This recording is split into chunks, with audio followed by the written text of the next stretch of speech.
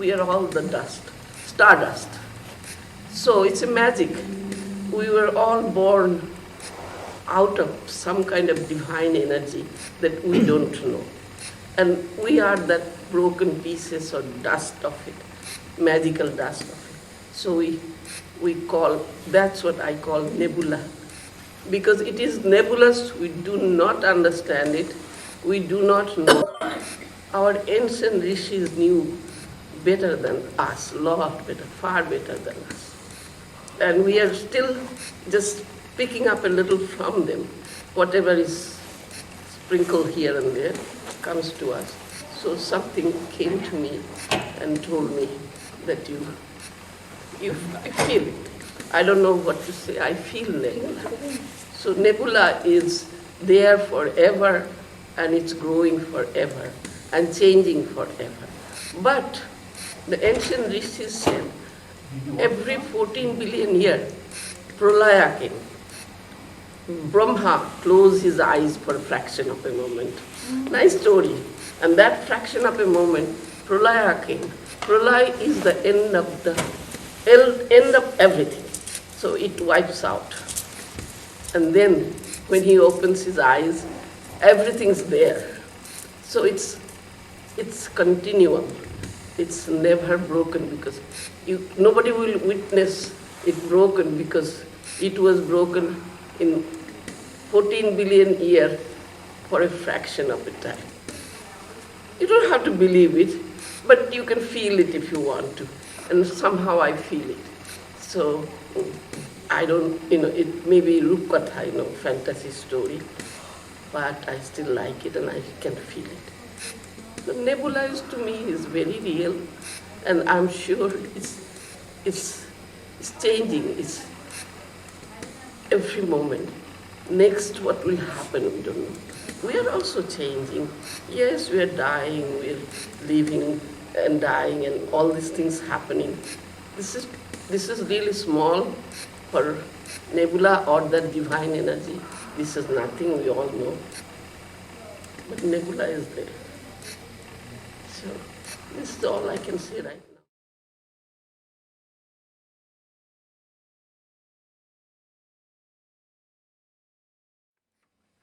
Would you want to say a little bit about how the book came to be a project? This is Yes. a long labor of love. It's a long, long labor. I wrote Nebula, the poetry. I've been writing poetry all my life. A little crazy poetry, Bengali I have probably a lot more than English. But when I was working, whenever I had time, I started writing because it was boring sitting in front of the computer. I'm not computer savvy, but I used to sit there and draw. I learned to draw with the mouse, And I have about 1,000 sketches with the mouse. And I deleted it when I retired, I deleted it. After a couple of weeks, I went back. It's back there. I said, hey, I deleted all this. Somebody says, well, we like to look at it. Oh, nice. And so someday I'll make a book of those sketches. And that made me happy that the job was tolerable. But my job was also very esoteric, very, very not mind-blowing, it's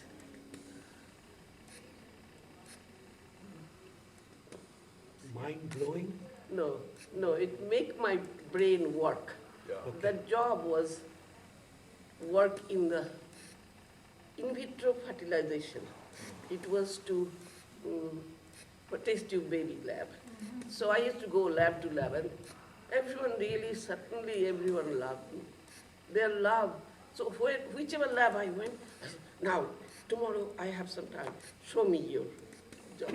So someone who dips the embryo in the nitrogen tube, she would tell me, come tomorrow.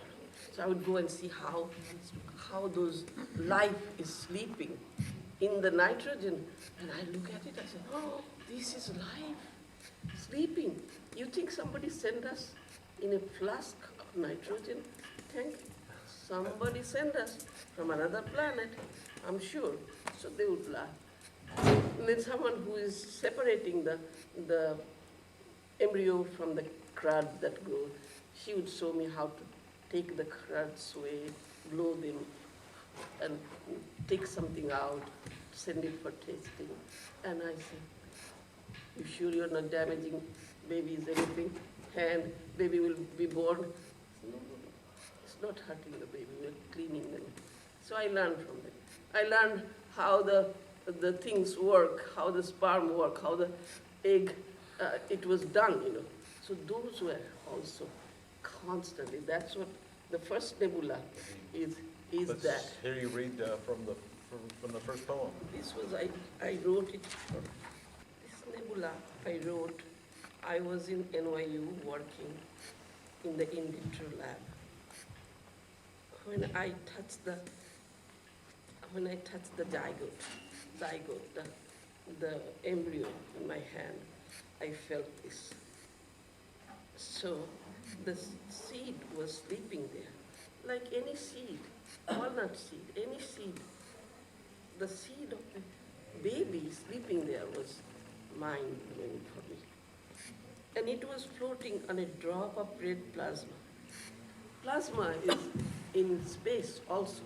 That's where it grew. The nebula started growing from the plasma.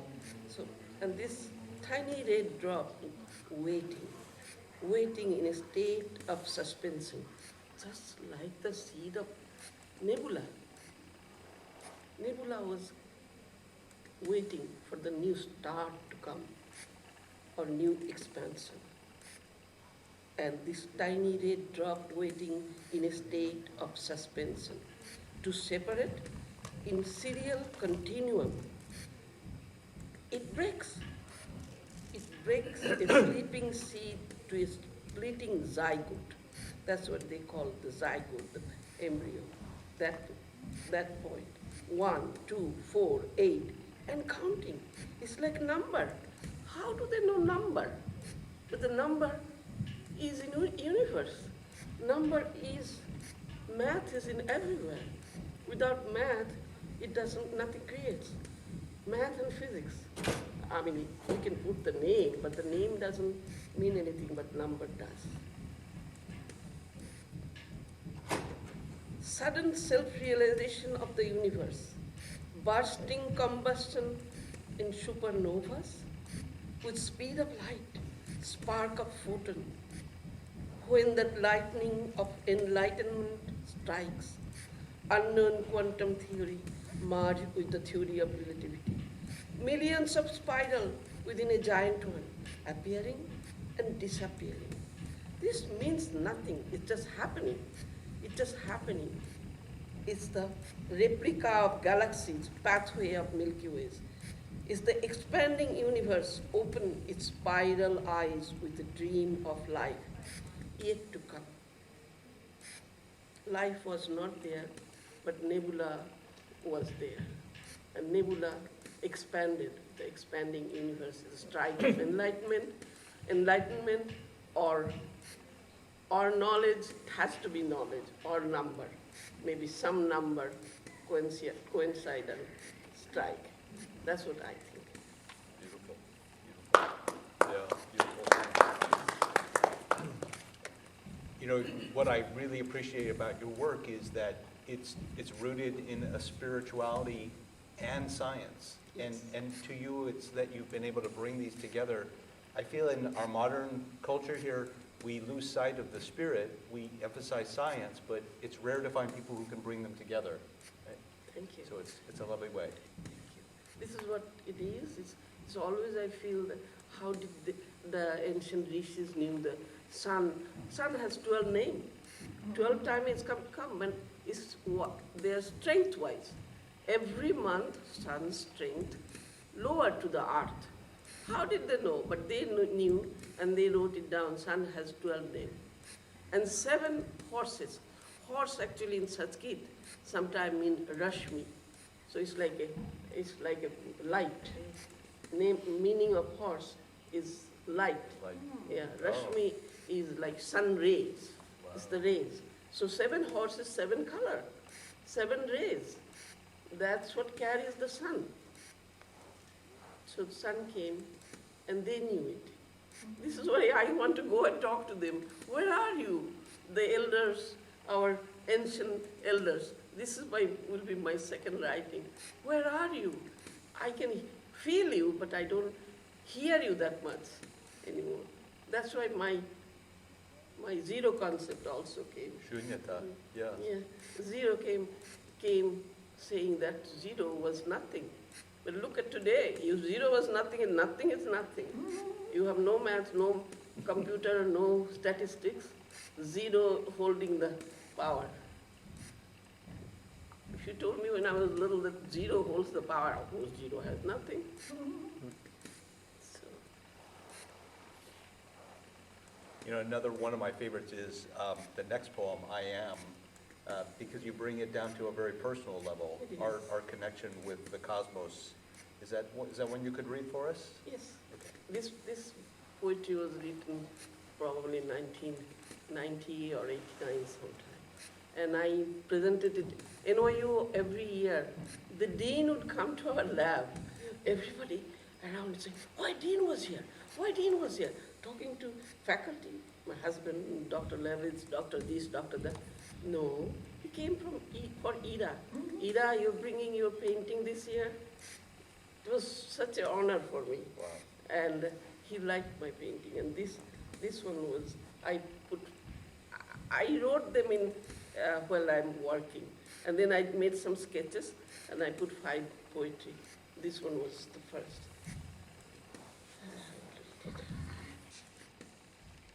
For millions of years, I was floating in space as a particle, charged by the energy radiated to me from the cosmic being. I was indestructible, the smallest of the small, but the strongest of all. I am still floating from one space to another. Vast illuminated sky to the deepest fathom of the ocean, in the dark cocoon of my mother's womb, a state between conscious and unconscious. My umbilical cord attached to the cosmic being. So I feel I'm always attached to that cosmic being. I cannot take one step without that. I don't know how, why, I cannot explain, but as I say, I feel it. And consciousness and unconsciousness is everywhere in my book, but it is the hardest thing. I try to feel when I'm conscious and when I'm not. Most of the time, probably I'm not. But when I am conscious, I am the happiest. I'm very happy.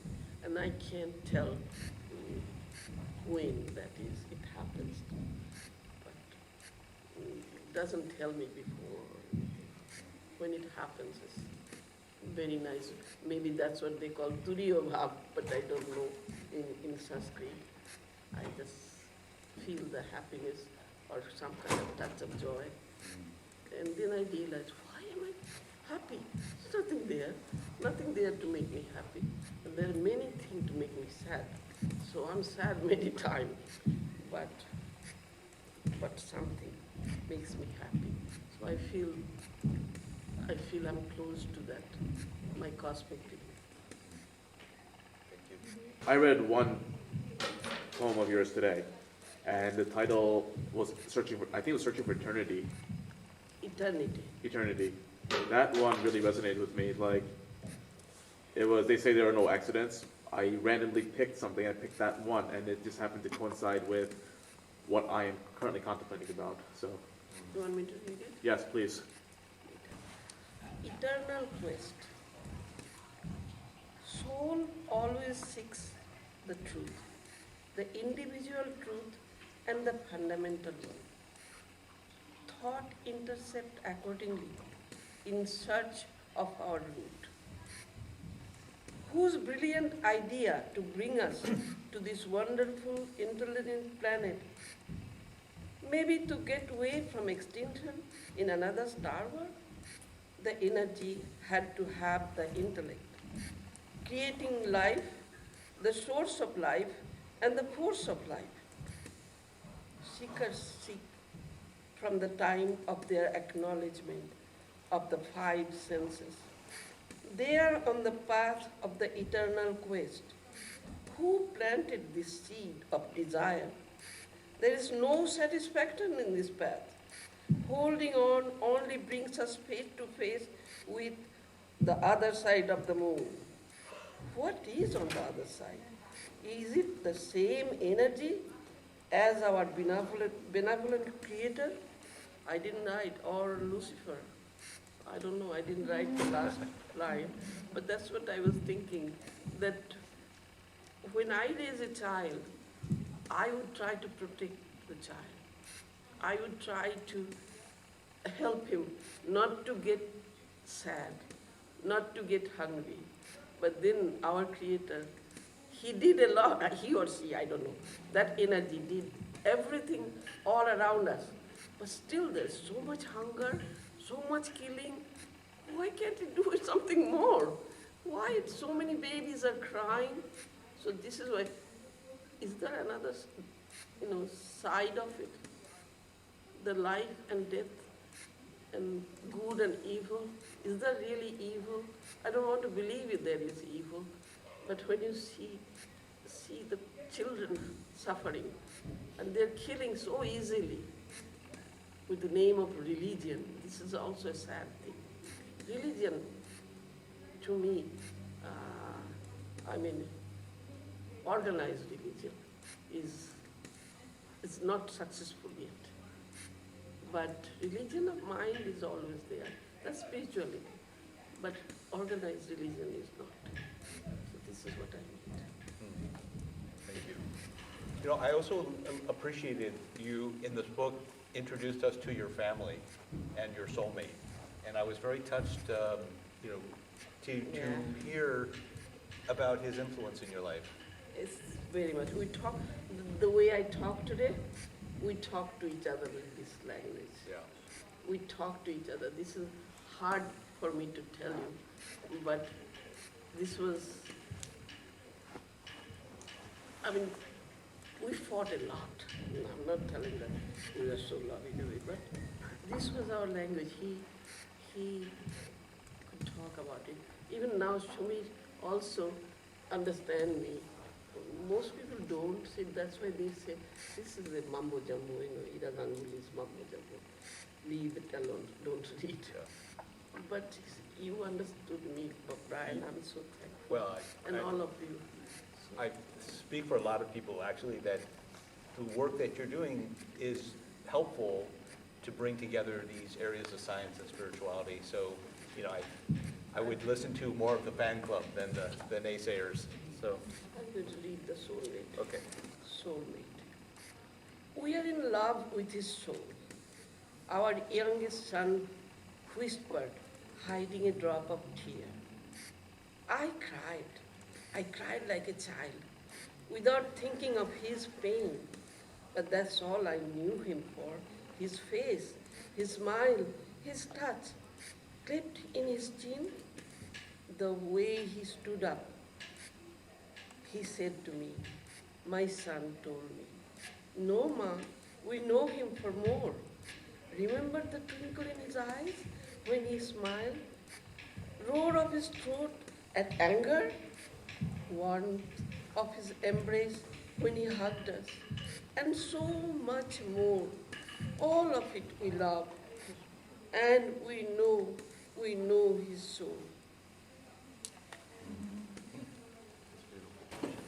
Life force, prana vayu. First stepping into this world, time of separation from our mother, air enters in our body to sustain life.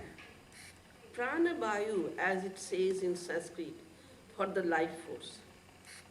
Life, longing to be one with the divine self, dwelling between individual self and the divine self. It brings identity, endless identity for an unidentified, omnipresent, eternal self. As though about one's total consciousness is confusing. To realize it is even more struggle. Individual self is focused on only its own stories. Each organ in a body has a different life, different stories. Life lends us this unique package to live with. Time forces us to realize our inability. Everything we receive is borrowed. It's only borrowed from nature to nurture ourselves. A special gift for a limited time only. Even the air we take for granted is not our as it seems. At the end, we have to return it, to recycle. With each breath, we learn the air or the vayu that surrounds us, connecting our body and mind, complete our life continuity. Pranavaya. Thank you. Very nice. Very nice, thank you. Keep on adding to it. So I wanted to also bring a video for you to watch called The Journey of the Universe that's produced out of... I saw it. Okay, Yeah, but I didn't sit down and do it, but watch it.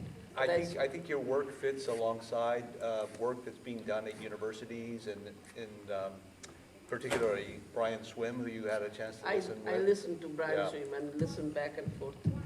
So I do have one last question, because I'm asking a lot of my friends, and I'm looking for insights. Maybe this book feels like it's a love letter to the future, that younger people will be reading this and hearing your voice someday, and they're going to ask about how do we change? We see the world in the state that it is today. We know that we have to learn as a human species to adapt and evolve and change. Is there, I hear in your story of Nebula, a desire to get us started on that quest. Do you have a vision for how humans are to change in this period of time? Vision is there, but I don't know if it's possible or You're not. gonna what? But, I see changing. I feel changing in people. It has to come with the people. And, it has to go to the children through the parents. And I see it's already happening. Before, they used to beat us up, anything you do, slap here, slap there. There's no, but people learn now not to do it. Yeah. They don't do it in school. They used to beat children in school. Sit down, kneel down, and all this punishment. Why punishment? They came here to learn. Yeah. If you cannot teach them, it's your inability. Yeah. So, I think I see it in people, how they teach their children and how the grown-up children act with us. So We we are used to- changing. you will We change. we are changing. And we used to get scared. If you do this, it will be this. This story of our religion, so much scary story. Those are not our religion. Those are not religion. Yeah. They say, if you do this, God will harm you. Your boat will be sinking down. What do you do? Yeah.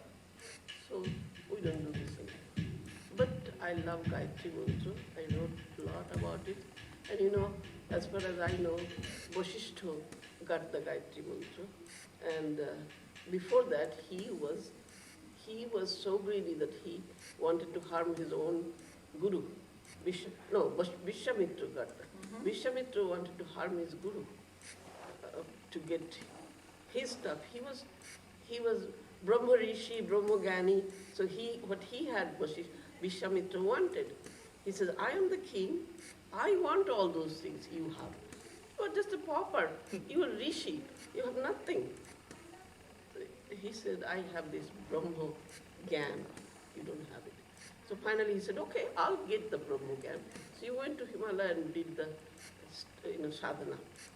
And after ages, maybe they call it 1,000 years or whatever time, he got this thing, word came. All this word, that Veda, Sloka, it used to come to them as floating, in their mind, or they would see it after sadhana. So those were the things they were getting, Sloka, not wealth. But anyway, Vishwamitra saw this Gayatri Mantra. And so they say, okay, now you have the Brahmastra. Not Brahmastra, Brahma Gyan. You can get anything you want. You can go get same thing your guru has. He says, this feels so good. Why should I go get, wealth? I don't need it. I can go to Himalaya and do the tapasya for 1,000 more years and get something better. So he started doing the sadhana because he was happy. He felt the joy or the happiness or the knowledge of Gayatri Mantra. Something hit him and he said, this is more than anything you can get.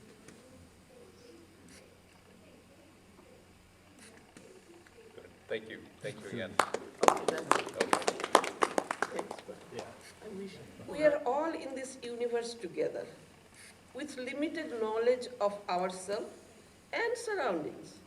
We are amongst knowledgeable, honorable, and amazing people, powerful, strong animals, colorful, creative, incredible insects, surrounded by a magnificent nature that we know very little about. We are not connected with the person standing next to us. But we have this question. We are asking forever, why, and why? Why are we in this surreal place called, why are we in this surreal thing called life? What is the purpose of this life? Are we going to be in this nebulous state of searching forever? This book is my quest and my journey, humbly offered with my deep emotions, transferred to in word, in my poem, and in color of my art. Very good. Thank you. I thank you all. Thank you so much for sharing. Listen to it. Yeah, yeah.